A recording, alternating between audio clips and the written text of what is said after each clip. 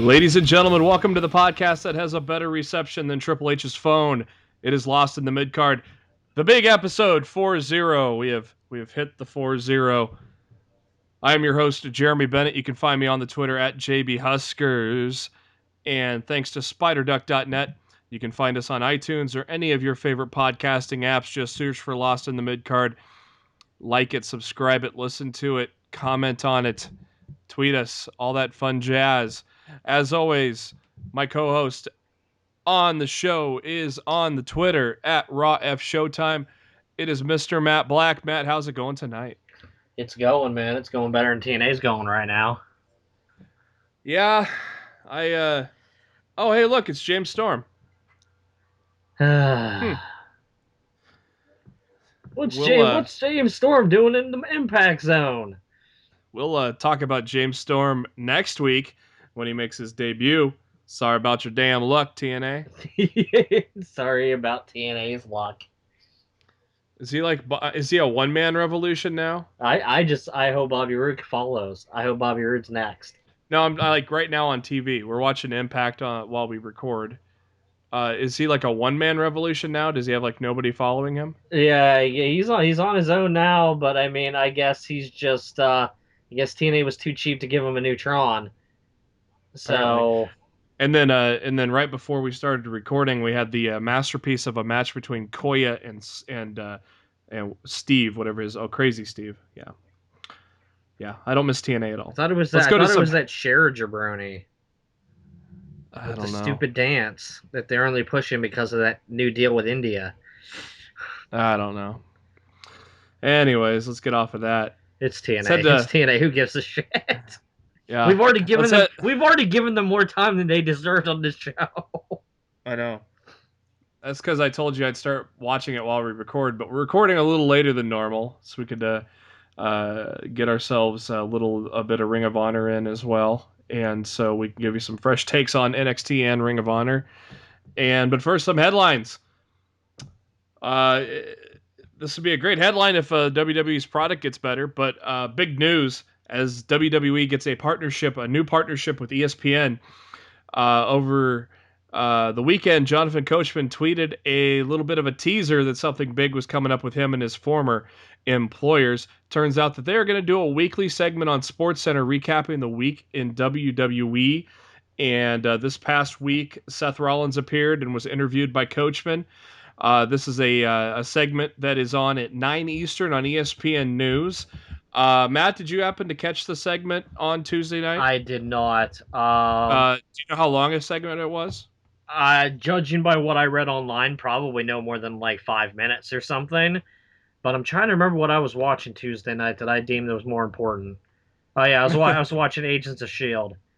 And I was following the MLB playoffs on my laptop. So yeah, I thought it was gonna be ESPN, not ESPN News, but I don't know. Well, they probably replay it on the later sports centers, I'm guessing. Yeah, I'm not sure how the whole thing works out.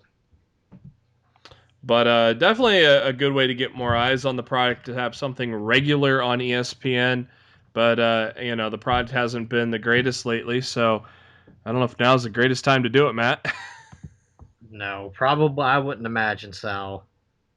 Well, but you got it in front of you. You can't pass it up, so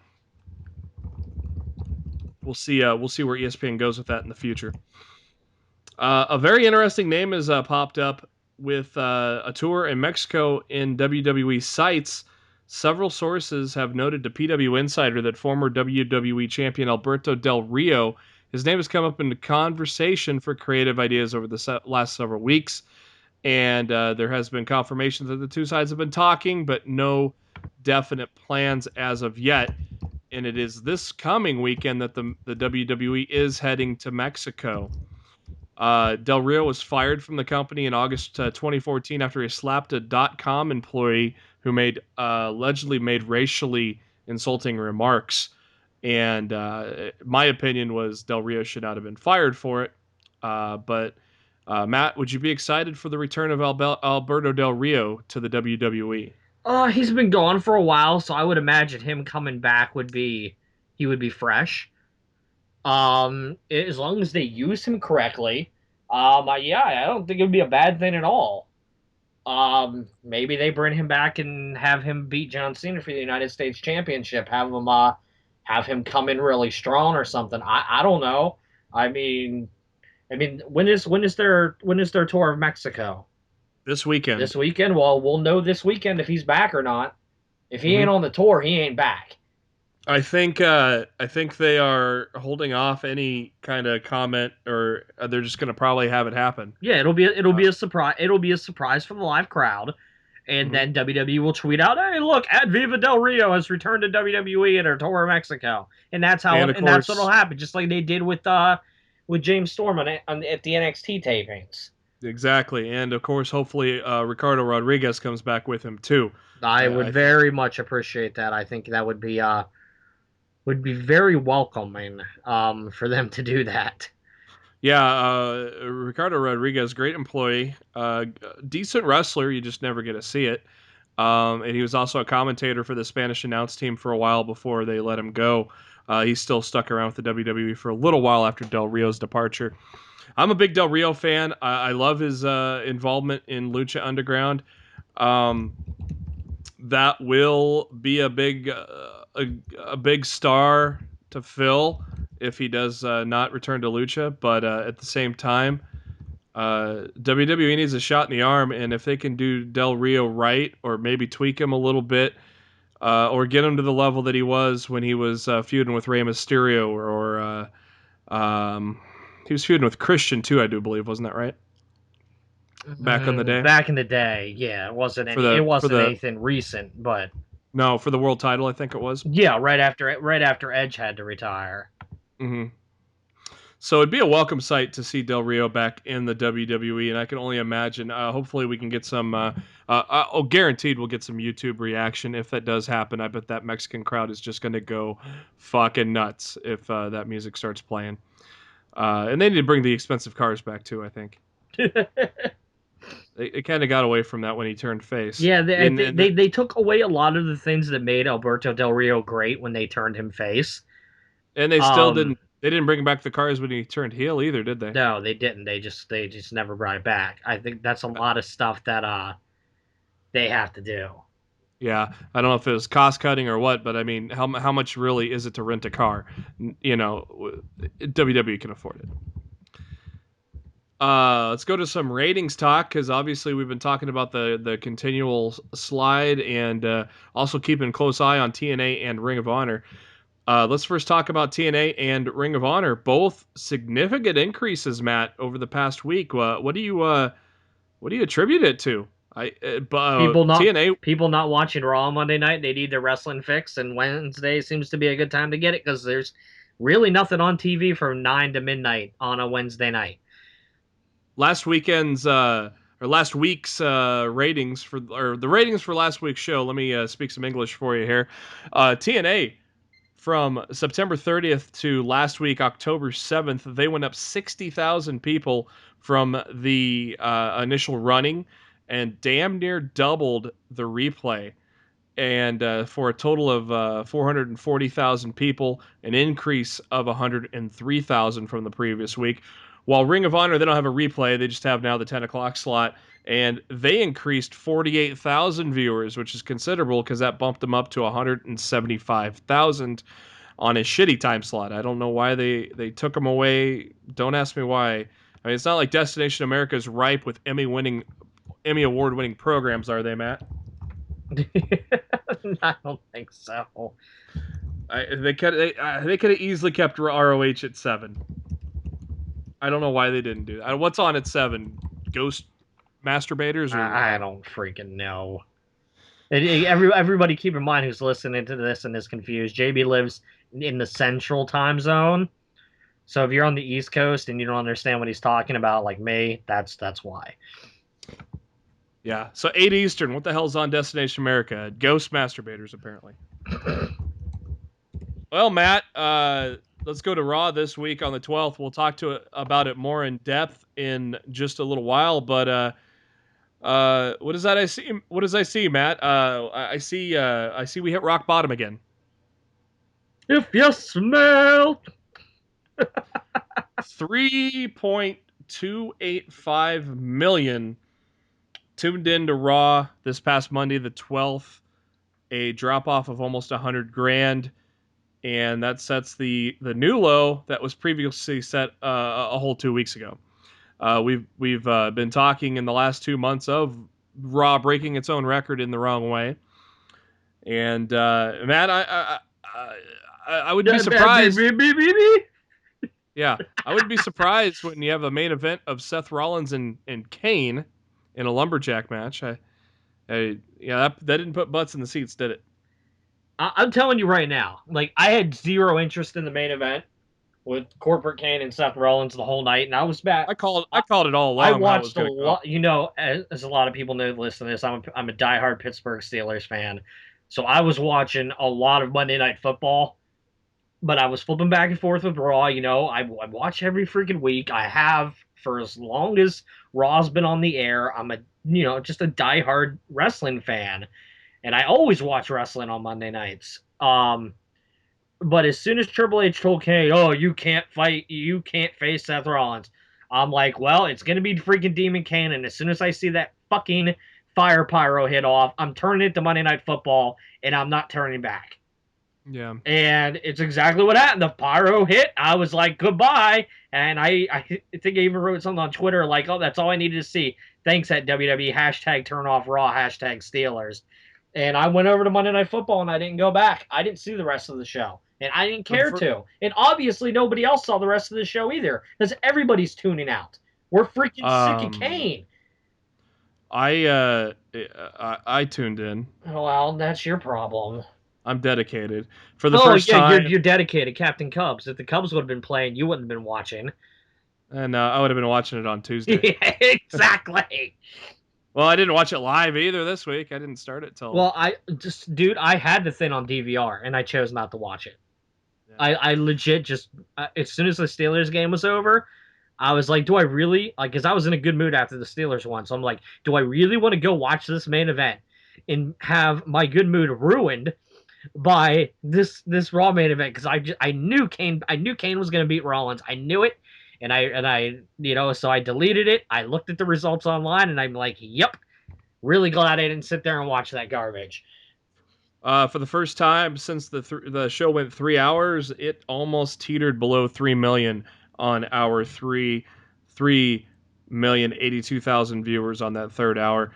Let's put in contrast, the very first hour 3 ever was 6.3 million viewers. So we have now dropped 3.3 million viewers since 2012 when the show went 3 hours. So not good for Raw. Very curious to see if they even can go lower. Well, I have a feeling with the deck stack next week they can actually put together a pretty damn good show. We're gonna have Brock and Taker obviously, and then HBK and Flair, and maybe a surprise from Austin, but Austin says no. Yeah, but like I said, if he's gonna be there, and their ratings are this bad, don't make it a surprise. Advertise that Stone Cold Steve Austin is going to be on Raw for the first time in God knows. I don't even remember the last time he was on Raw. I don't. My gut thinks he's not going to be on. He hasn't been on for the other podcasts. So, granted, this is in Dallas, and granted, it's probably the last time they're there. I would bring him out if for nothing else to hype WWE 2K16. Mm-hmm. I'd have him come out, cut a promo. Hey, my game comes out next week. You watch me stunner everybody in that, and just do have a big ass banner of the cover drop down. Yeah, do a Stone Cold promo, put over the game in his showcase, and that would be it. You don't have to. He doesn't have to come out and do a storyline. Just come out and sell your fucking product. I still think it'd be badass if Taker crashes the podcast and they go at it they're on live on the podcast. Oh, they won't do that. I know they won't, but that'd be fun as hell though. And then Steve drops a stunner on Brock, and the rumors start up again. Maybe Steve drops a stunner on Taker for interfering in his podcast. Yeah. Oh, it'd be fun though. I mean, mix up the podcast a little bit. And it'd be kind of funny listening to the audio version back because Steve posts the audio version a couple weeks later on his Podcast One channel. I had to think what company he's on now. NXT star is going to hit the road with the main roster this weekend, and that star is Tyler Breeze. The live event is going to feature Roman Reigns and Randy Orton against Bray Wyatt and Braun Strowman. Little ode to Taz there. For the Intercontinental Championship, Owens, Ryback, Tag Team Champions, New Day, Primetime Players, and the Dudleys in a three-way there. Mark Henry taking off Rusev, and also scheduled Jimmy Uso, R-Truth, Sasha Banks, and Charlotte. Does it mean anything that they're close to getting called up when they go on tour, Matt? Or is this just... they bring people up at random times to go on tour. I think Breeze went on tour with the company last weekend as well. But they've done it with Balor. They did it with Owens back in the day. They've done it with Zayn. I think they just do it to help build them and give them experience for when they get when they get up there full time. I don't think it's any indication that they're ready to bring Breeze up. And I'm terrified if Breeze got brought up in the Vince McMahon era, that dude's going to get buried for being too small. Yep. Do they usually take on main event guy or main roster guys? Normally, yeah, he'll fight somebody in the undercard. They'll put him up against like Zack Ryder or one half of Los Matadores or something. I don't. They'll face somebody lower on the card. Mm-hmm. And normally they win. Normally, it all depends on who they're facing. But yeah, I mean it'll be a good treat for people to get that stuff on the weekend, I think. Mm-hmm. Yeah, definitely. More eyes on the guy for once he gets to that main roster, so a lot more people will know who he is. We haven't talked much about future endeavors on Lost the Midcard since we started our show back in January, but we got a couple of NXT releases. Cal Bishop, are you familiar with him at all? I'm not. I saw he was released and I was like, who? Like I had no clue who he was. No offense to Kyle Bishop, but I've never heard of the guy. Yeah, no offense, but you got his name wrong, and it was Cal Bishop. Whatever. I still never heard of him. I know. I thought it was funny you said Kyle Bishop. I've never heard of you, and I got your name wrong, so sorry. Enjoy TNA. Yeah, like they can afford to bring him in. Who the hell are you kidding? Yeah. And unfortunately, they released backstage interviewer Devin Taylor, who also was training to be a wrestler as well. And we were kind of hoping there'd be a little Devin Taylor, Dana Brooks storyline going on here. I can only assume she just didn't progress in the ring. Yeah, that's exactly what Mike Johnson, a PW Insider, he said. She's been there for 2 years, just has not shown improvement. So that's probably why she got shown the door. I mean, anybody can be no offense, but anybody can be a backstage interviewer. I mean, you can give that. You can let JoJo do that, or you can let whoever you want to do that. And they got Kyle Edwards, the former Art of Ocal, doing stuff for NXT. He could be a backstage interviewer. They don't need somebody who is training to wrestle and not improving to stick around. So no offense, but if you've been there for 2 years and you're not improving at all, sorry about your damn luck. Exactly. Switch gears here. Props to Charlotte, as we have just found today via ProWrestlingSheet.com. The divorce is about another step close to being finalized between her and TNA star Bram. And according to Pro Wrestling Sheet, they have learned that she has protected her WWE case. According to the couple's settlement agreement, the suspended TNA wrestler agreed to waive his right to any money from Charlotte's WWE career. She agreed to do the same for him. In the settlement, Charlotte will keep the home that they live in, and as well as a Mini Cooper, while Bram will keep his Ford Mustang. Uh, a 2000 Ford Mustang, by the way. That was not a great year for Mustangs. Hopefully he So, hopefully he can get his green card revoked and get sent back to where he came from. yeah, that apparently he's not a good guy. He's not a good guy. He's a piece of garbage. You So, know, he hey, fucked up and got fired from the WWE. I saw nothing in him when he was in TNA when everybody else was telling me how great the guy was. And he once again in TNA proved what a scumbag he is. You know, if you lay your hands on a woman and you abuse them like that, you don't deserve to be in the professional wrestling industry. You don't deserve to be in the United States. You deserve to be in jail. I mean, if you're going to be in the United States, you might as well be in jail. So exactly, I mean, yeah, this guy's a scumbag, and he's getting everything he deserves right now. exactly. So props to Charlotte for She was super making. smart, Yep. and Yeah. that Well, was very very wise. the Flares do have experience in the divorce area there, Matt. Ouch, ouch. Not going there. I'm not gonna hit any jabs on Slick Rick. Hey, this is Charlotte's second divorce, by the way. Is it? Yes, I found that out today. I did not know that. That is now okay. That to me is news. That I did not know. Hmm. So Wow, I got news over on Matt today. Write that down, yeah, that folks. doesn't happen very often, if ever. So Hey, what Ring of Honor's on? I just watched that. This is the first time I've seen Ring of Honor on Destination America. it Because I actually usually. the quality on while they cut out some stuff that you get on the Sinclair broadcast over the weekend, for some reason the visual quality on Destination America looks better than it looks on Sinclair, and I don't know Yeah, why, but it really noticed it. does. Or they must touch it up a little bit or something. Yeah, but it must be something Destination America does with the footage because it Well, definitely looks better on Destination America than it does on Sinclair. on top of that, Sinclair's is going through it via a broadcasting station, so that could be part of it too. That's true. John Cena, as we know, is going to be taking some time off, probably the rest of the year, after Hell in a Cell, which I'm so happy. which happens on October 25th.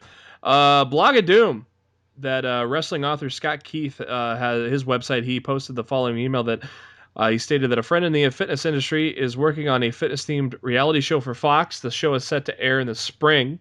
He and a few others were told this week that the filming window is set for August 26th, all the way to the first or second week of January.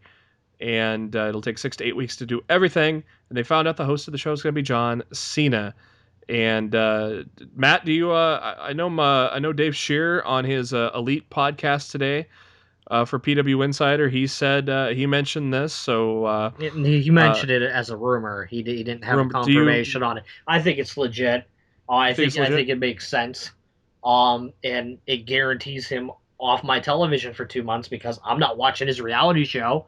So I'm thrilled. I'm absolutely ecstatic that we're gonna have a John Cena list WWE for the rest of the year after Hell in a The Cell. It's gonna be great.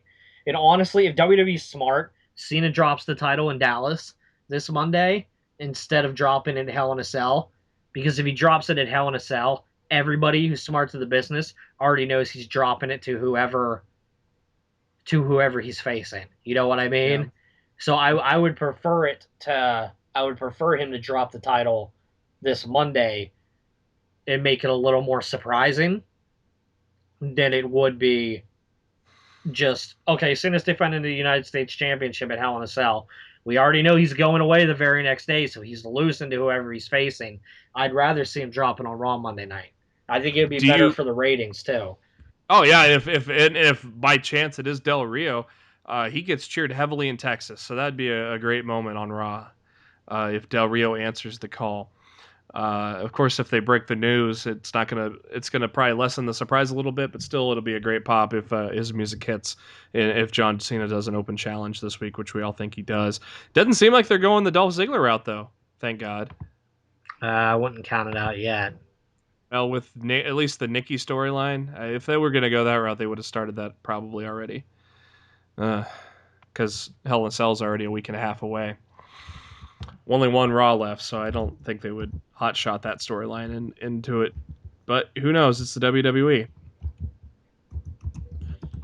Wade Barrett recently spoke with the British tabloid newspaper The Sun about the current state of his WWE career, and he is now talking about really wanting to be involved in the tag division, and is talking about taking his career in a direction that it has never been before. Barrett goes on to say, "I would really like to go into the tag division. It is something I've done. It isn't something I've done very much in the past. Pretty much consistently since I've been with the WWE in 2010. I've been the bad guy singles wrestler. So I'd like to do something a little different." Barrett then comments on his short run with Stardust and who he'd like to team up with. He says, "I always felt like I play off people well, and I was hoping the run with Stardust might last a little bit longer. But going back, I know there's a few guys that are kind of in the doldrums at the moment career wise, so maybe pairing up with someone new and trying to go in a completely different direction to what I've done before is the next step for me." And Barrett feels the New Day does deserve some credit for taking the tag division to another level. He says the guys in that division have done a really good job in the last year or so. New Day especially, they've really spearheaded it in my opinion. I'd love to be a part of it in some way, shape, or form. Good stuff to hear from Barrett. Barrett is one of my favorite wrestlers on the mic, in the ring. Overall, he's one of those guys that should be in that main event level with guys like Cesaro, Kevin Owens eventually, some new blood into the main event scene. But obviously, Barrett tagging is something he wants to do. I'm sure the WWE is going to listen. Matt, who would you like to see him tag with? Well, he's tagging. He's tagged with why am I blanking now? He did with Sheamus on Yeah, Raw. and he tagged with him at the SmackDown tapings as well. So I mean, maybe we're gonna see those two tag up. I wouldn't mind it. I think that'd be a pretty cool Bruiser tag team. Yeah, Sheamus and Barrett. I'd be all about that. yeah, they looked pretty good. Yeah, I kind of got an inkling that Sheamus and Barrett might be in it for the near future. Sheamus handed Barrett his crown as they were going up the ramp. Kind of odd, that the guy you tagged with just recently did that. It just was just something that I didn't expect to see. And so, and WWE actually, they showed it on TV. So I think they're kind of making a point that this is a team that is starting to form. I wouldn't mind seeing him as a face tag team either. Cesaro definitely comes to mind, but of course, you and I both want him to be in that main event level. But Matt, what is it? He's Swiss, right? Fuck you, Vince. He's Swiss, right? Yeah. So okay, yeah, can't be on the main event. So yeah, it's just weird because Sheamus has the Money in the Bank briefcase. I don't know. Well, I mean, if Yeah, they're not ready for him to cash in, they got to have him doing something.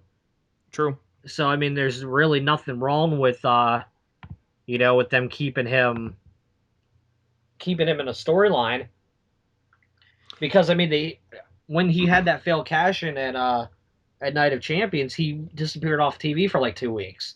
Mm-hmm. So because obviously it was creative has nothing for you type deal. Mm-hmm. Dude's Money in the Bank, guys. Shouldn't be that hard to figure out something for him to do.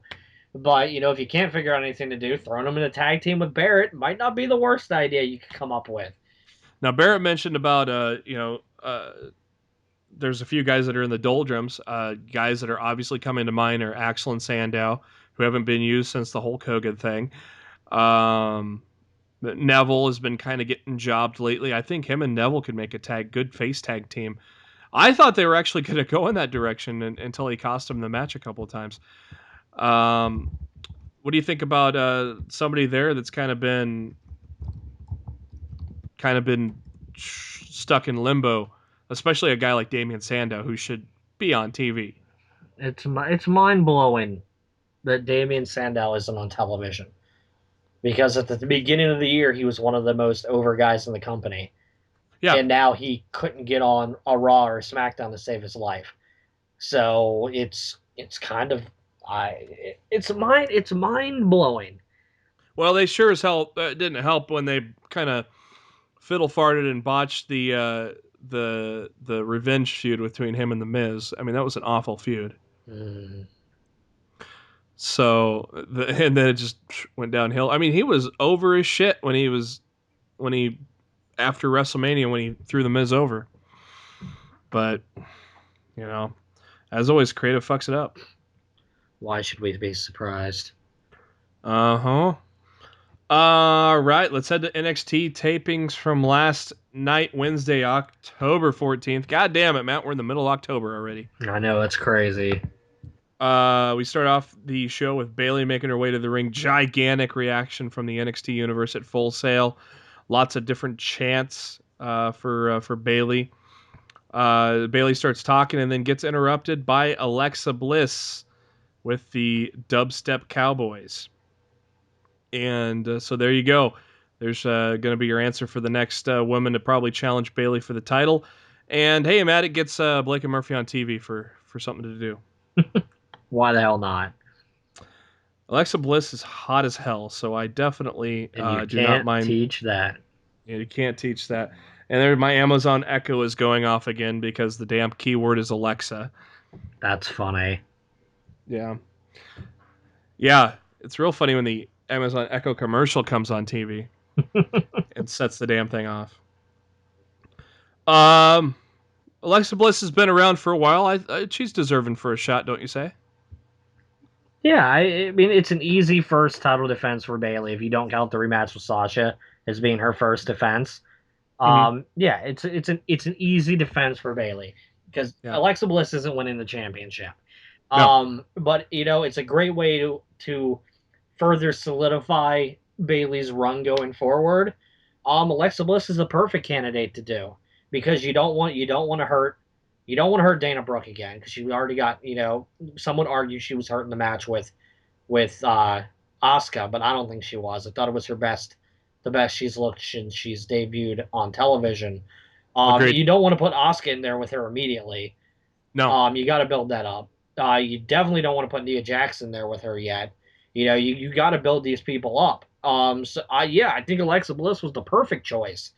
Mm-hmm. To put in there with Bayley to start, and we'll see where it all goes from there.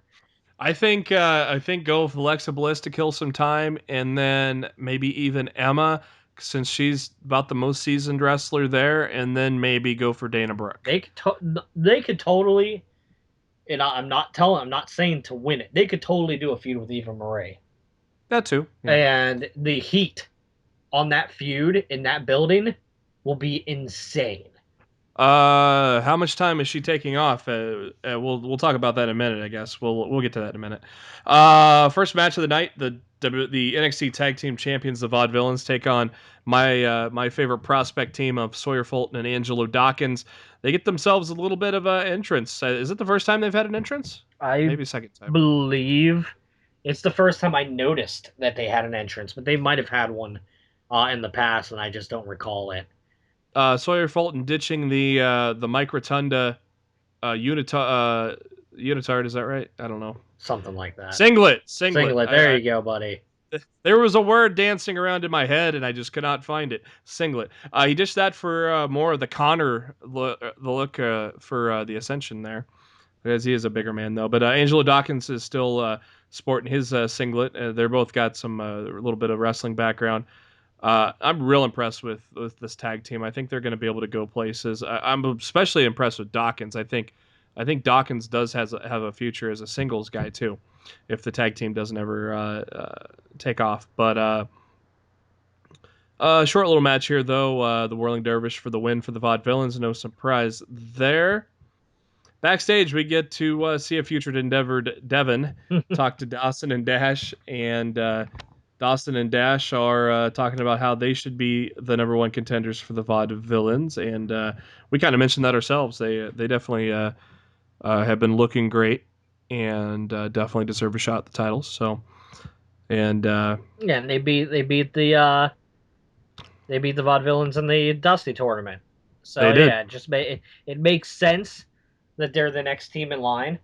And they didn't even need to win the tournament in order to do that. They beat the champs, Yeah, in the and tournament. So I mean, you didn't even need to win. You already got what you wanted. yeah, So that tournament elevated the hell out of them because not only did they beat the champions on a house show match, they then got to have a match on the Takeover special, and it was a damn good match too to kick off the show. So I think a lot of eyes got put on the mechanics and well deserved, and so hopefully we do get more of the mechanics to then take on the vaudevillains.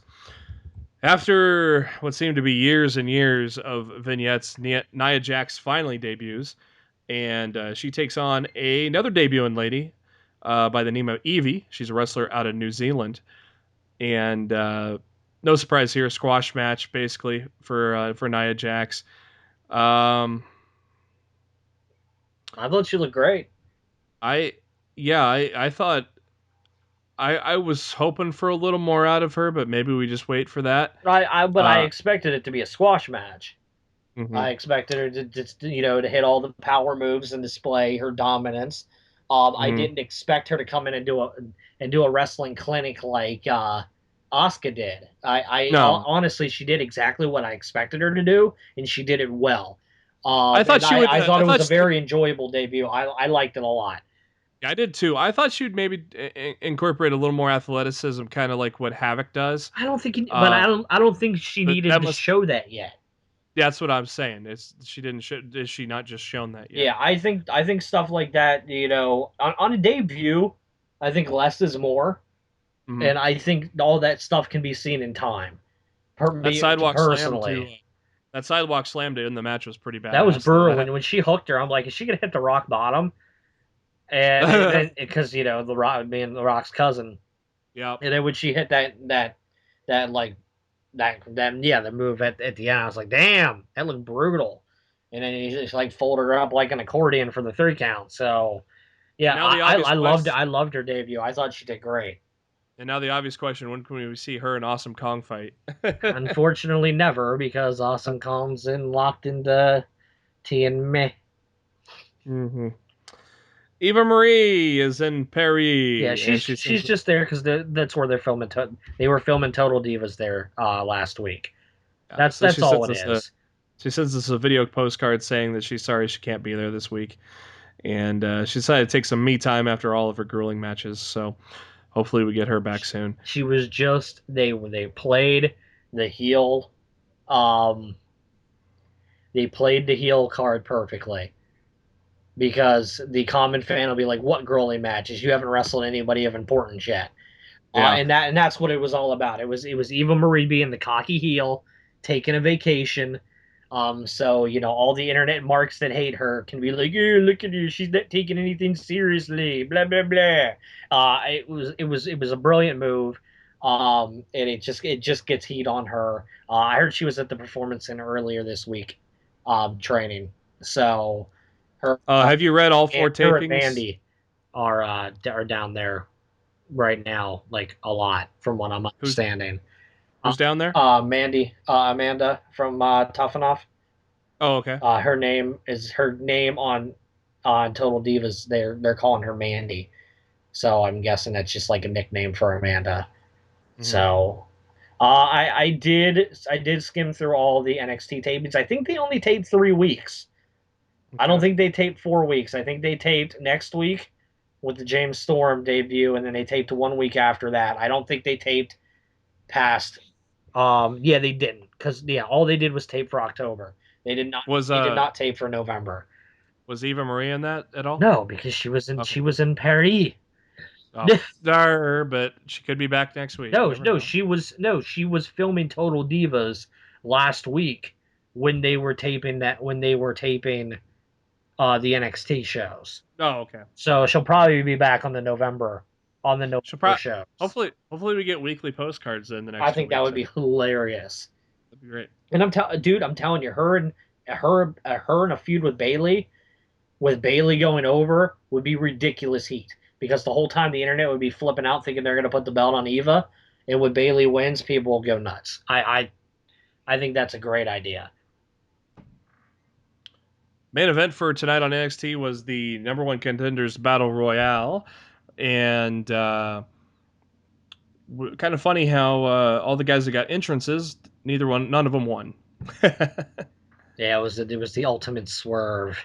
Swerve. This kind of comes I think back to what I was talking about last week, JB. I know you and I know I saw this a mile away, but you probably saw this a mile away too. Baron Corbin throwing Rhino over the top. Yeah, that didn't surprise me. Um, then right in the beginning, everybody gangs up on Joe. The NXT universe clearly, when we got down to the final four between Joe Breeze, Corbin, and Apollo Crews, the crowd firmly behind Tyler Breeze.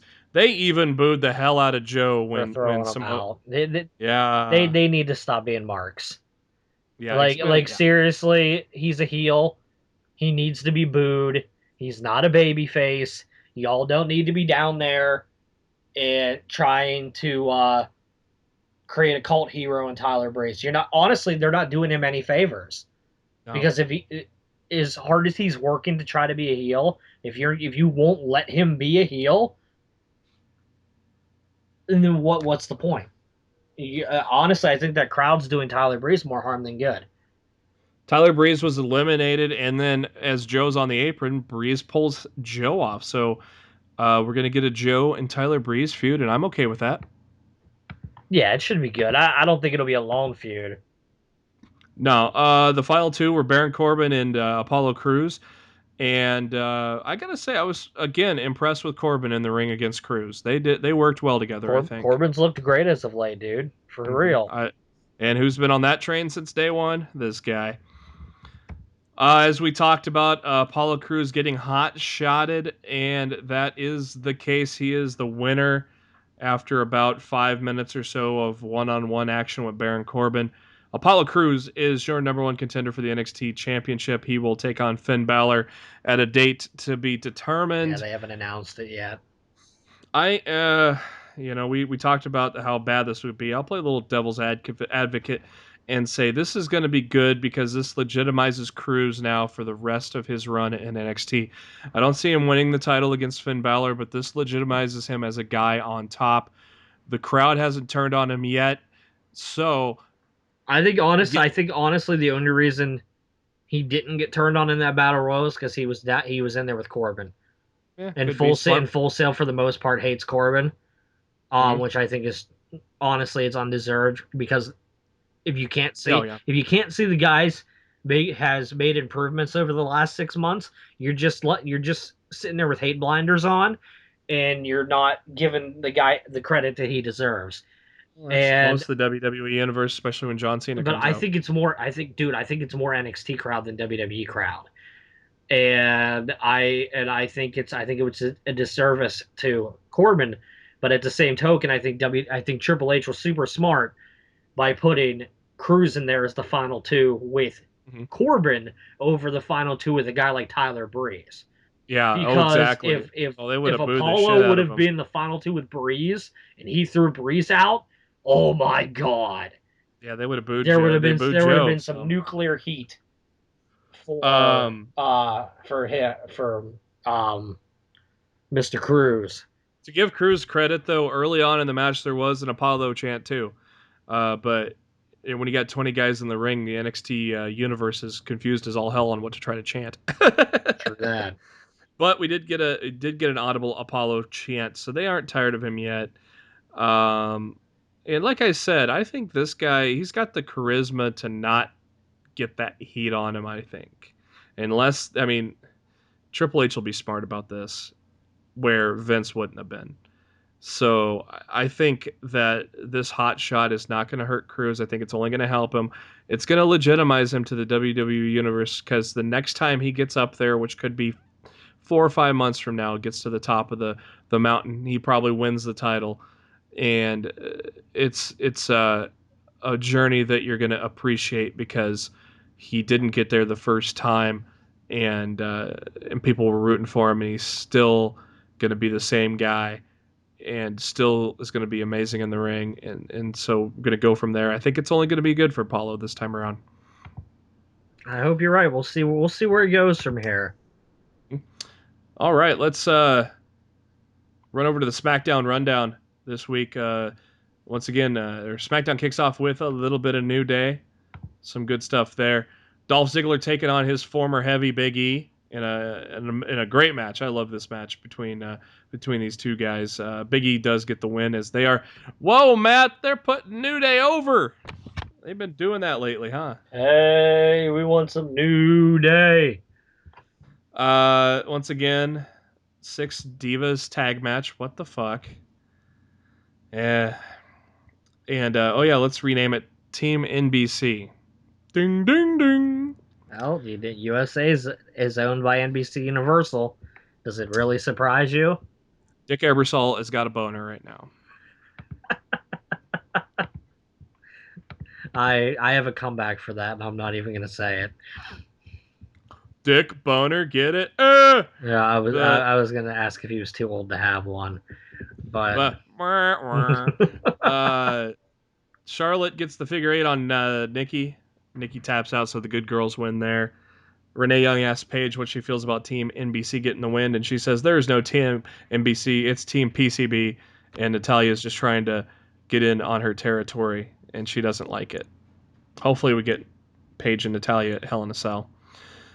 Ryback and Rusev, and boy, Rusev's fallen, hasn't he? I have a theory on this. Okay, should we get to it now or wait till the announcement from TMZ on Raw? Yeah, we can talk about it whenever you want, but I've got a theory as to why he's getting buried right now. What is it? I think it has everything to do with the TMZ announcement. I don't think WWE knew that was going to happen. I think it pissed WWE off, and I think um, Vince and his stupid ways decided, you know what, we're going to acknowledge this, but we're going to bury him in the process. And the way they had Summer run him down after that match and slap him like that, I think that was punishment. But I that think he's getting, dude. I did think this they're come out after the burying Smack? him. Did this come out after the SmackDown tapings though? Yes. Okay, so he still got buried by Ryback before even that all came out. Yeah, but not as bad as what happened on Raw. Yeah, oh exactly. And I said, dude, I'm telling you, I think it's getting worse. I did it come out before the SmackDown tapings? I don't know exactly. I don't know. I don't think it did. I don't think it came out until later in the week. Yeah, but I mean, dude, just the fact that I really felt like the way they treated him on Raw, I really feel like he's in the doghouse right now. I wonder if And I wonder if there's some heat on Lana too. WWE got word of it though from TMZ before they ran the story. I don't know. I don't know if there's people that talk back behind the scenes. But the stupid thing is, it's an entertainment television show. And trust me, I am happy. I am as happy as the next person that they're getting rid of this.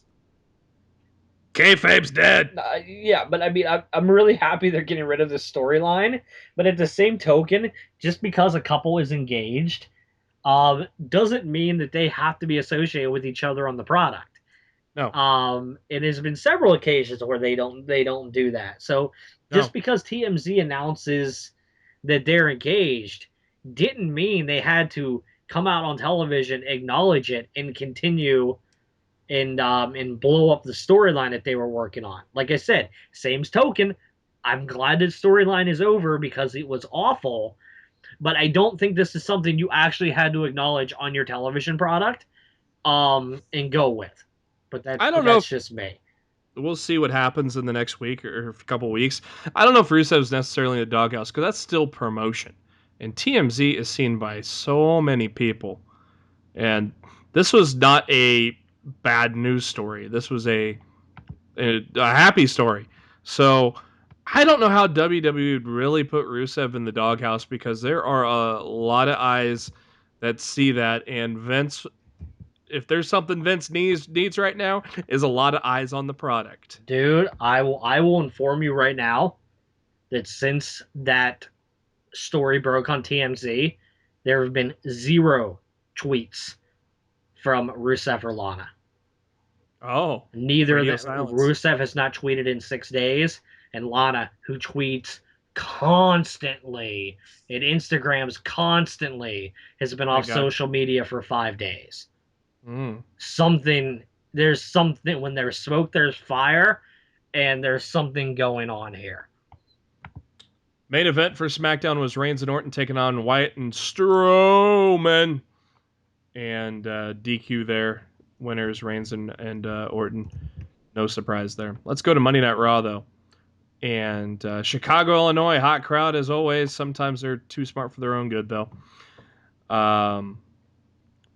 Kane starts the show off talking to the Authority on a little speakerphone dealie, and the Authority says they're having travel trouble. Oh shame. Kane is in charge. Hunter said told Kane to be professional, and of course, Kane is the best director of operations they have. So Really? he Really? well, he's the only one they have. And he tells the stage manager to inform Seth Rollins that he's going to face Kane in a lumberjack match tonight, and the crowd goes mild. The crowd goes to Monday Night Football. To liven up the Chicago crowd after that bombshell, Dean Ambrose comes out, a big favorite of Chicago's, cuts a promo talking about he's here to fight. Orton comes out and interrupts Ambrose, and Orton said he loves Chicago after what they've done, and he shouldn't have mentioned St. Louis though, because the Cubs were playing St. Louis at the time. You know what? I bet you he didn't even realize it. No. I just have to figure Orton's not a baseball fan, and I don't even think he realized it because as a face, you don't come out and say something like that. No, yeah, he goes, even though I'm from St. Louis, boo. And then he got the crowd back. So yeah, I truly do not think that he even knew. I really, I think he was just. It's just one of those things where he was just absolutely clueless. Orton and Ambrose have a little bit of interaction about how they can't trust each other, but they have a common enemy. And then the New Day. New Day's starting off a lot of shows lately, and I love it. And they enter out for a promo. And Kofi's talking about how they took out all the big heavy hitters the week before, and then said that they mentioned that all of Orton's groups, they called Orton a groupie. I thought that was kind of funny. Yes, Orton is the groupie. Authority, Evolution, Legacy, all the above. Kane shows up on the big screen and goes, holla, holla, holla. Tag match.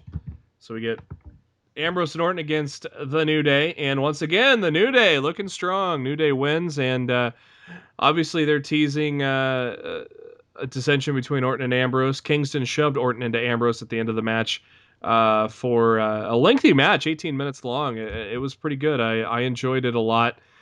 Fresh. I mean, we haven't really seen the New Day interact with Ambrose or Orton, so I thought it was fresh and good. What do you think of the dissension between Ambrose and Orton? Does it lead to a feud, or they overcome it and beat Harper and Strowman? I think it's a temporary thing just to give both of those guys something to do, and I think they win at Hell in a Cell, especially since they've been designated to the pre-show. Oh yeah, you're two guys that are the most over in the WWE, and they're on the pre-show. So yeah, I expect them to win. Yeah, frickin' pre-show. Orton and Ambrose on the pre-show. They show a pretty damn sweet video package between with Brock Lesnar and The Undertaker to set up the Hell in a Cell match. Obviously, because neither guy is on Raw tonight, so be great to see what those guys do next week. I'm sure there's going to be some chaos involved. So they show a great video package of NXT TakeOver Respect with Bayley and Sasha Banks, and to piggyback on that, Matt, they have Naomi wrestle. She's a man, yay, Zane. Wow, that's on tape. Yeah, Matt singing. I know. Why the fuck not put Sasha in a match? Because the whole match was about Sasha. That's what it was. That whole segment was about Sasha. It wasn't about who was in the ring. Then she should have wrestled. No, because you wouldn't have been able to accomplish what they were attempting to do. Yeah. You wouldn't have gotten the "We Won Sasha" chant if Sasha was wrestling in the ring. The whole idea was to create tension between Team Bad. So And then they could not have done that with Sasha wrestling Nikki. And to further create tension with Team Bad, Brie Bella gets up on the announce desk with a microphone chanting, "We want Sasha." But then Sasha comes up and says, "Shut the hell up, bitch." Grabs her leg, throws her off the table. That distracts Naomi, who runs into the forearm shot and rack attack to put Nikki Bella over as she's taking on Charlotte at Hell in a Cell. Yeah, that was a whole lot of clusterfuck for that Divas match, I'd say. Just a little bit. Nice little commercial for Payday, which would be sweet if they didn't have commercials. But I digress. Matt, Chicago is the place to be, and John Cena is the man to beat. Yeah, I've heard that before. If you want some, come get some. The John Cena U.S. Open Challenge starts now, and this time Dolph Ziggler actually comes out. He came out last time. He was just dragged out. Yeah, true. What a match, though, man. 20 minutes of Cena and Ziggler was great. So if we get that again and up at a notch at Hell in a Cell, I will be okay with that. You? Yeah, I'm okay with that. I have thoughts on the whole John Cena U.S. Open Invitational thing right now, but I think you'd get upset with me if I said it. So Oh, go right ahead. Let's hear it. The matches might be great, and yes, John Cena has been putting on great matches since the day after WrestleMania when he fought Dean Ambrose. But we're to the point right now where it's 6 months later, and I don't care anymore. Mm-hmm. I don't care that he's putting on amazing matches because I always know what the finish is. It's attitude adjustment 1, 2, 3. There's no surprise. There's no shock. As great as the match is, I already know the result before the bell even rings to start the match. And it just takes away a lot of the excitement out of it. The whole anything can happen in WWE doesn't exist anymore because their motto in 2015 should be you know exactly what to expect from World Wrestling Entertainment. Because that's all it is. It's the same stuff every time. Like every time Cena does a U.S. Open Challenge, yes, I know I'm gonna get a great match, but at the same time, I already know how it's going to end. And having that for 6 months straight, I'm not feeling it anymore. I'm tired of it. I just want my wrestling to give me some surprises. Throw some curveballs. Make things interesting. Well, hopefully a Del Rio return and win on Raw would help that. Yeah, and, but I don't know if I'd want to see a rematch 6 days later on Hell in a Cell. Yeah, but I mean, it just goes beyond that at this point. It goes beyond Cena. Everything's predictable now. And I mean, and that's the problem. The whole entire product has become extremely predictable storyline wise. Speaking of predictable, the Dudley Boys took on the Ascension, and the Dudley Boys won in 3 minutes. Why in the hell can't WWE decide if there was Stardust or not? I don't know. Because at the SmackDown tape, it's Tuesday night, there was Stardust again. Like legit, the WWE can't figure out if these guys are with Stardust or not. Like, it's freaking ridiculous. Wasn't even any Stardust on Raw tonight except for a vignette. Well, he was one of the lumberjacks, right? Yeah. Did he do that? Was that vignette this week or was that last week? Or was that on SmackDown? He did the card. He did the card vignette on SmackDown last week. Okay, that's what I'm thinking of. But yeah, I mean, it's just like they can't make up their minds what they're doing with their own people. That's been that way for a long time. It just hurts, dude. Like I loved to tune in to Raw every week back in the day because I didn't know what was going to happen. And now I feel like I'm tuning in and I know exactly what's going to happen, and it takes 3 hours to get there. Yeah, and it's really disheartening because I mean it's not like the UFC where I know Ronda Rousey's gonna beat this bitch, but I want to see it anyway. That should be on a t-shirt. I know Ronda Rousey's gonna beat this bitch, but I want to see it anyway because Ronda Rousey's amazing. But there's always that chance that somehow she gets upset. And oh my God, I can't believe Ronda Rousey lost.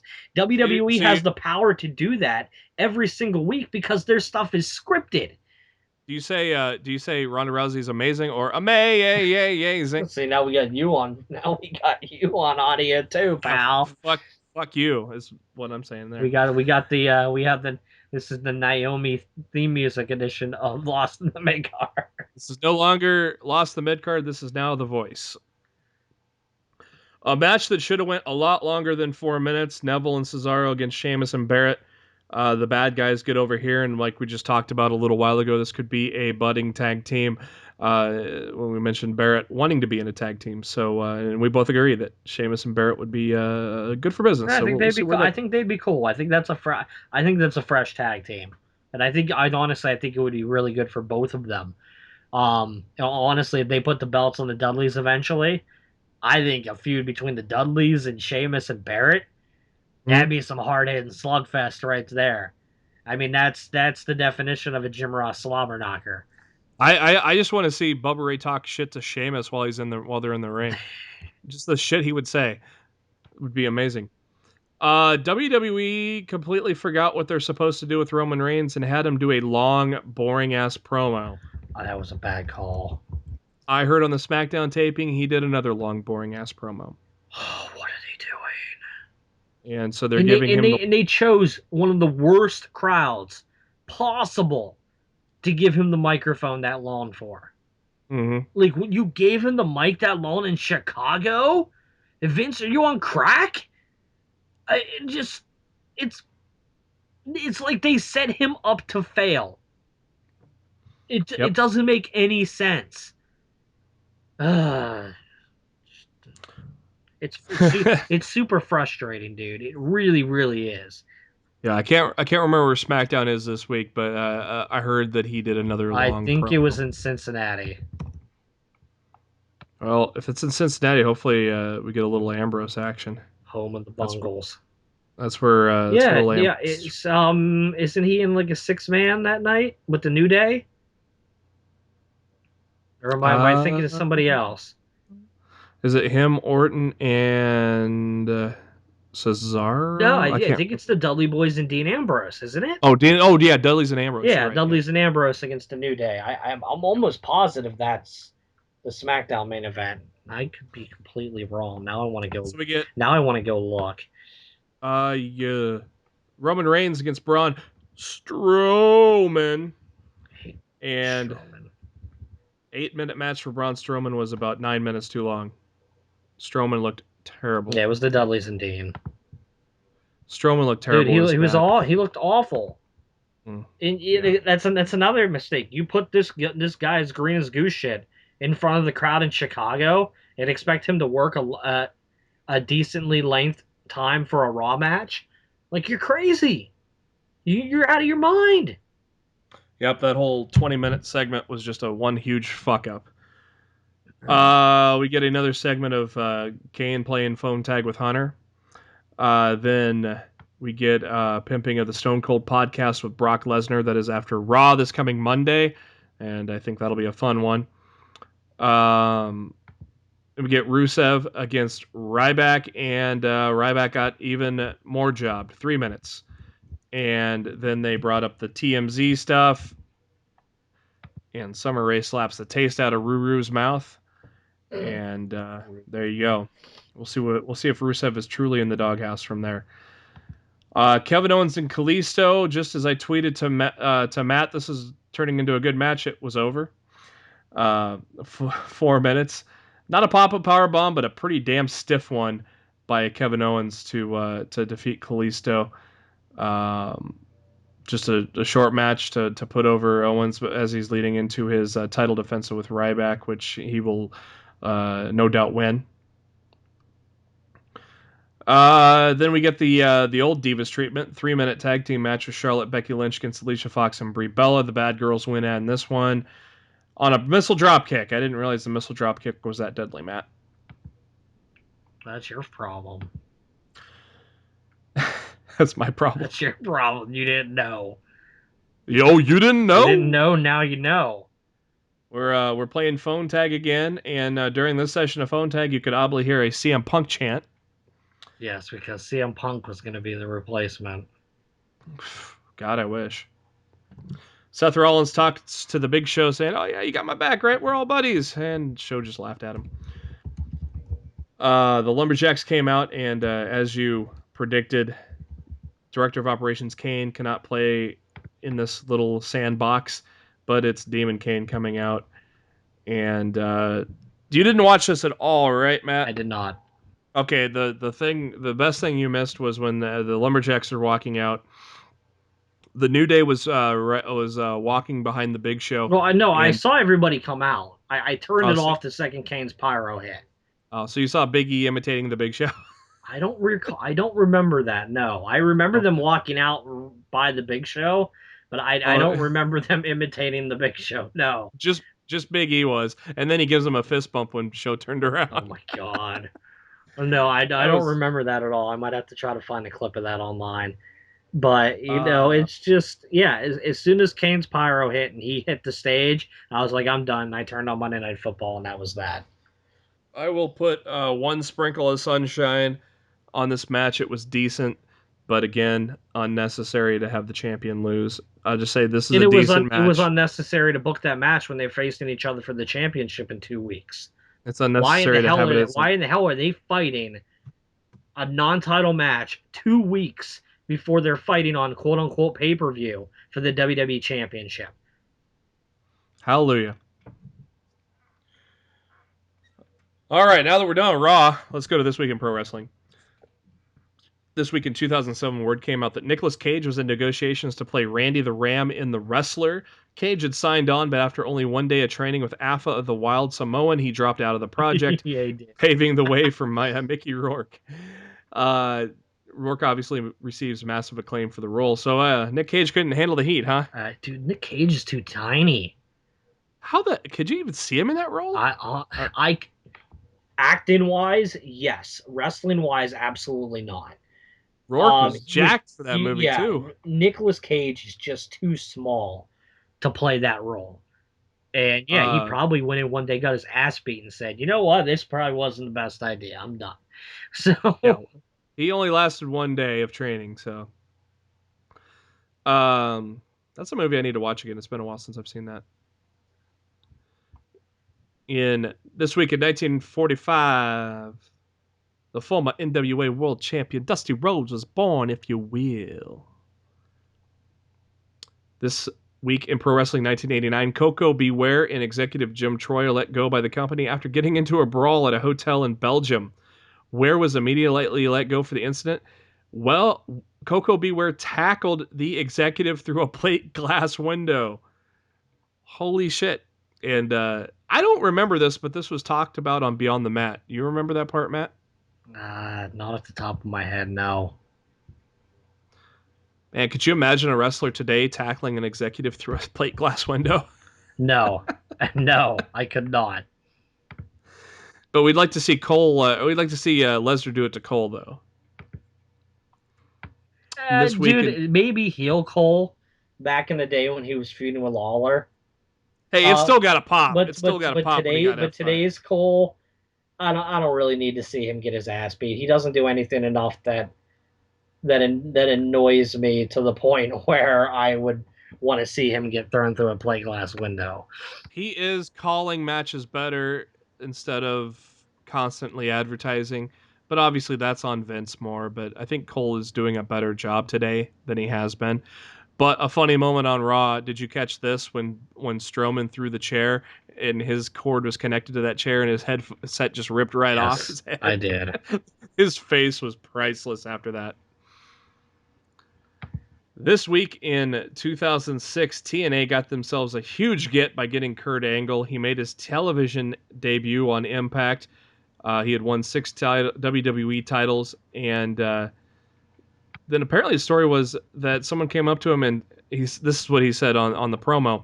Someone come up to him and said that was not special. There was nothing else to prove over there, so he saw a company on the rise, and that was TNA. I wonder if he still thinks they're on the rise. Mm-hmm. He says that TNA management told him they were going to take care of him and make sure his health was good. He was going He is going to make sure things are all right with his wife and children. And he found out that family is the most important thing. And, well, how far after that did he get divorced? Oh, and then she goes and begs Jeff Jarrett after that. Awkward. Yeah, I'm not even touching that. This week in 1979, those famous legs of Stacy Keibler were born. And I miss her. I definitely miss her. Bring her back with the damn Dudleys. What do you think? I think you're gonna see Velvet with them before you see Stacy Keibler. Yeah. She had a taste. I'm really curious as to what her status is with TNA as far as a contract right now, because they keep teasing the fact that the Dudleys are having problems because of Xavier Woods. And, if they're not teasing Spike, maybe they're gonna bring in Velvet. Um, I'm sure her contract's on a napkin written on crayon. Well, So yeah. that's what I'm saying. If she's not locked into like a big, like a long term deal, like Angle and the Hardys and EC3, and she's working like a date by date appearance with them, if I'm WWE, I bring her in, throw a stupid looking pair of a stupid looking pair of glasses on her, and give her some Team 3D camo, and I'm making her the third Dudley. Fuck yeah. Velvel, I call her Velvel Dudley. I don't like the camo though. To me, it's just too 15 years ago. I agree, but I'm sure it was Vince's call. Yeah, Like, I'm sure. I would not be I would put everything in me on this is how Vince wanted them to look when they came back. This week in 2008, WWE announced the release of Lance Cade. This guy, him and Trevor Murdoch had a great tag team. And I think you're lying to yourself. I think they were fucking awful. You thought they were awful? I thought they were awful. I liked them. And then, unfortunately, almost exactly 2 years later, the cause of death for Lance Cade came out, and it wasn't pretty. No. Drug intoxication. Died at the age of 29. This week in 2010, TNA signed Katie Lee Burchill and named her Winter. I missed her. I didn't miss the pirate gimmick, but I liked Katie Lee. Yeah, she's all right. And finally, this week in 2007 at Bound for Glory, talking a lot of TNA here, but of course it's history.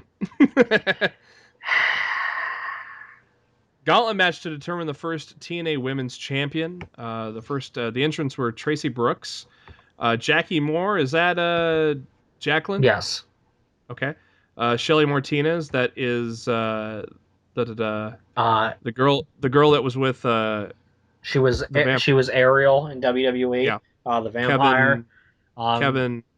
And Thorne. Kevin Thorne. Yeah, and she was also Salinas in TNA. With LAX. What was the name of the girl that was with? What was the real name of the girl that was with the Straight Edge Society? What was her name? Serena Deeb. Serena Deeb. Okay. The fourth entrant, Awesome Kong. Then ODB. Angel Williams was sixth. Who's he? Do you know who she is? Angel Williams is now. You now know her as Angelina Love. Gotcha. Christy Hemme, back when she wrestled, was the seventh entrance. Gail Kim at number 8. And Talia Madison at 9. Is she Madison Rain? No, Talia Madison, you now know her as Velvet Sky. Ah! And Roxy Laveau, I think she was with Raven, right? She's kind of a punk chick. Maybe. I don't remember. I remember watching TNA around this time. So your first women's champion, they didn't call them knockouts yet. Gail Kim. Deservedly so. Oh, yeah. One of the best female wrestlers of all time. Let's wrap it up with a little bit of Ring of Honor. We kick it off with match 4 of the best of 5 series between ACH and Matt Sydal. We are still in Texas, so ACH fighting near his hometown. That could win him the series in 4. We'll see if that happens.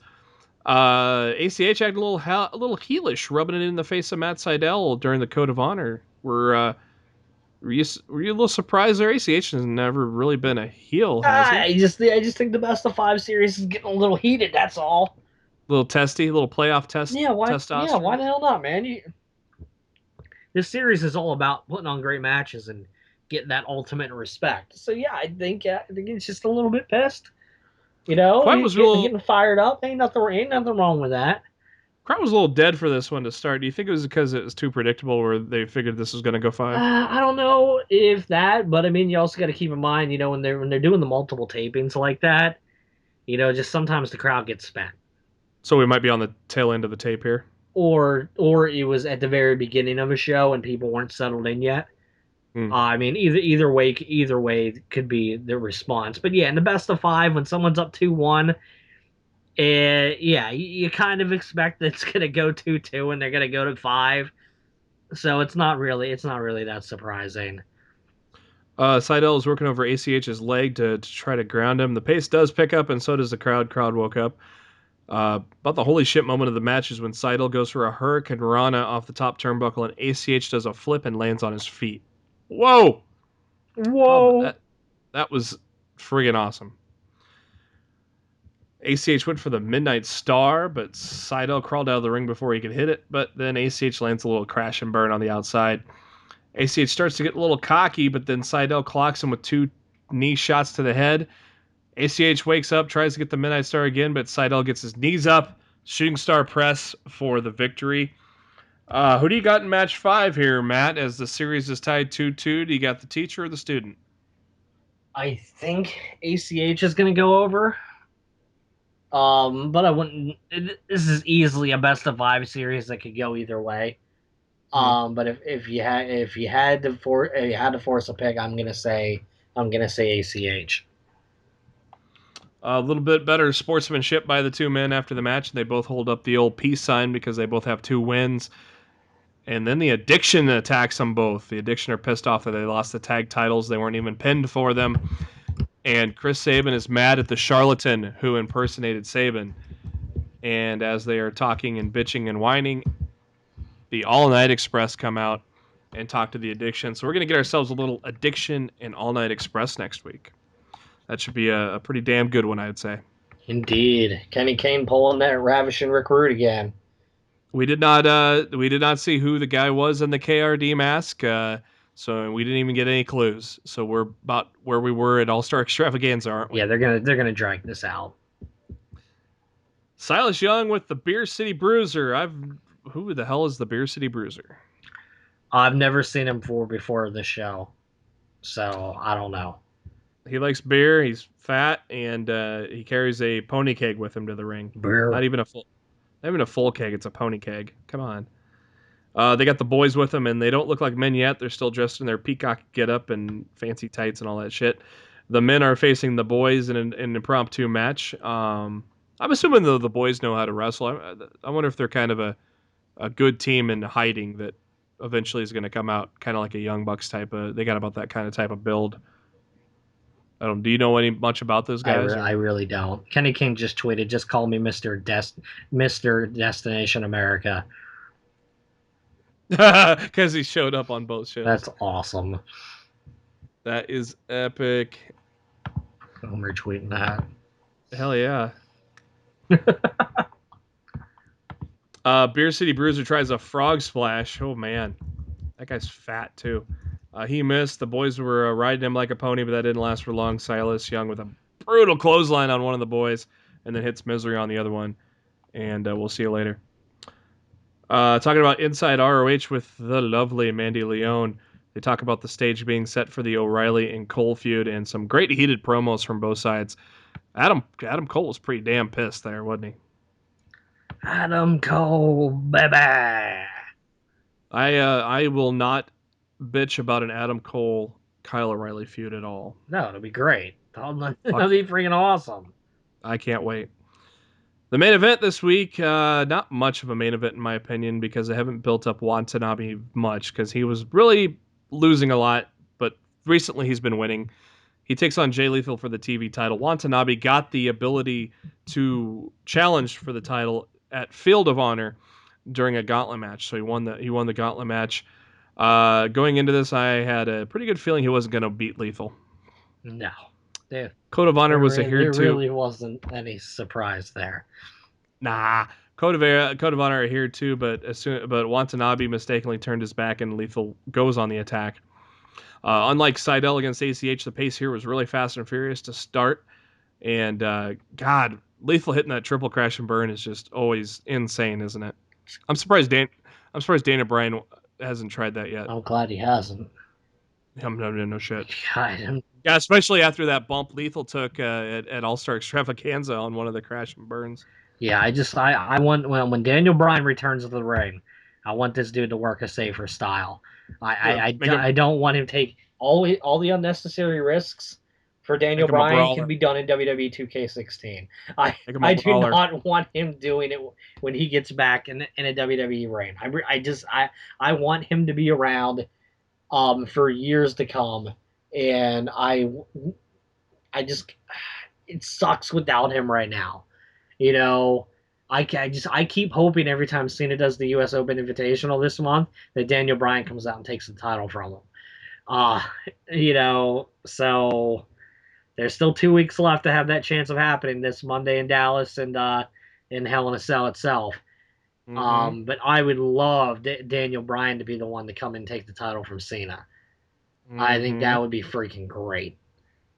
So Back to the main event on Ring of Honor. The pace slows down as Lethal takes over, but Watanabe gets a little flurry of offense, even blocks the lethal injection. And Truth Martini slides the Book of Truth in to distract Todd Sinclair. Lethal mule kicks Watanabe in the ding ding, which leads to the lethal injection, and it is all over. I don't think did you did have to Todd cheat did, to. did Todd Sinclair think the Book of Truth was a cooking book? Oh, they probably thought it was a big Twinkie, Twinkie! a big thick Twinkie. Well, it was white though, Maybe. white chocolate Twinkie. Dude, white chocolate Twinkie. That sounds good. Dude, I've had the banana cream one where it's like banana filling in the middle and it's covered in I've chocolate. never had that. Oh, oh! I've had chocodiles. So to Those nobody's are pretty great. food talk, we got singing and food. We're turning into a fucking variety show, aren't we, Just man? like WWE, Vince is so proud of us right now. Thursday Night Titans with Matt Black and Jeremy Bennett. I can take that. Who's a good candidate to take the TV Who's title? better than Canyon? Nobody. Who's a good candidate to take the title from Lethal? TV title, we're talking. Kyle O'Reilly. Yeah, Honestly, okay. would not be bad at all to take the TV title off of him. I think that would be a prime candidate to take the title from him. And I'm assuming you'd say Adam Cole for the world title. No, I want Styles to get it. So, yeah, I do too. I think he's more than earned. He's never been Ring of Honor champion. No, I mean, he was one of the people that were there, establishing that company in its infancy before going to TNA. I just think it would be very vindicating for AJ Styles to win the Ring of Honor World Championship. I think that would be awesome. I would. That's who I want to see AJ take the title from Lethal. That'd be great. I'd love it. Do we know when that's going to happen, or are we going to have to wait till the December? I think it's going to be at the pay-per-view in December. He's probably got some New Japan dates to get out of the way between now and then. Now, at the end of the match, there was a big AJ Styles chant going for the crowd. So yeah, overall, it was an okay Ring of Honor, not great. I loved when the Addiction came out though, to beat up on ACH and Seidel, and then ANX answers it. So I think ANX and Addiction are going to put on a hell of a show next week. Oh yeah, for sure. That's going to do it for this edition of Lost in the Midcard, episode 40. I'd like to thank you for sticking with us all this way. We're going to continue on and hopefully bring you 400 more. We've been having a lot of fun doing it. And thank you to SpireDuck.net. They allow us to be on iTunes and any of your favorite podcasting apps. I prefer Pocket Casts myself. I load that baby up with my own podcasts that I do, along with Taz and Nate and JR, and even a local radio show we get on there. So go ahead and just search for Lost in the Midcard, and then you'll be able to know when we come at you every Thursday and Monday after a pay-per-view. And before we go here, Matt, any last words? Surprises this Monday, WWE. Mm-hmm. Um, Mm-hmm. you have a stacked talent roster showing up there this Monday night.